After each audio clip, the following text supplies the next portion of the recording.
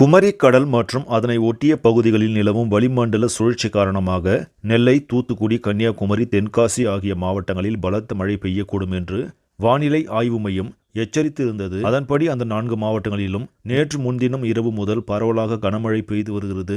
தமிழகத்தில் தென் மாவட்டங்களில் பல இடங்களில் தொடர்ந்து மிக கனமழை பெய்து வருகிறது. தேனி, தென்காசி, விருதுநகர் மாவட்டங்களில் நேற்று நள்ளிரவு முதல் தொடர்ந்து கனமழை பெய்து வருகிறது. இந்நிலையில் தென் தமிழகத்தில் இன்றும் அதி கனமழை பெய்ய வாய்ப்புள்ளதாக இந்திய வானிலை ஆய்வு மையம் தெரிவித்துள்ளது. அதன்படி தென் தமிழகத்தில் அநேக இடங்களில் கனமழையும், வட தமிழகத்தில் ஓரிரு இடங்களிலும் லேசானது முதல் மிதமானது வரை மழை பெய்யக்கூடும் என்று தெரிவிக்கப்பட்டுள்ளது. புதுச்சேரி மற்றும் காரைக்காலில் ஓரிரு இடங்களில் இடி மின்னலுடன் கூடிய லேசானது முதல் மிதமான மழை பெய்யும் என்று தெரிவிக்கப்பட்டுள்ளது.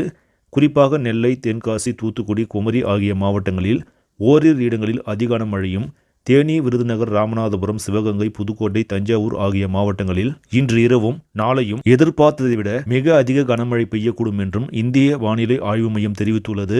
ஏற்கனவே கொட்டி தீர்த்த கனமழையால் மழை வெள்ளம் வடியாமல் உள்ளது. அப்படி இருக்க இன்று இரவும் அதிக அளவில் மழை பெய்யக்கூடும் என்று அறிவிப்பு வந்திருப்பதால் மக்கள் அதிர்ச்சியில் உள்ளனர். சரி நம்பளே, இந்த செய்தி உங்களுக்கு பிடிச்சிருந்தா லைக் பண்ணுங்க, ஷேர் பண்ணுங்க, மறக்காம நியூஸ் இன்ஃபோ தமிழ் சேனலை சப்ஸ்கிரைப் பண்ணுங்க. அடுத்த வீடியோவை சந்திக்கலாம். நன்றி.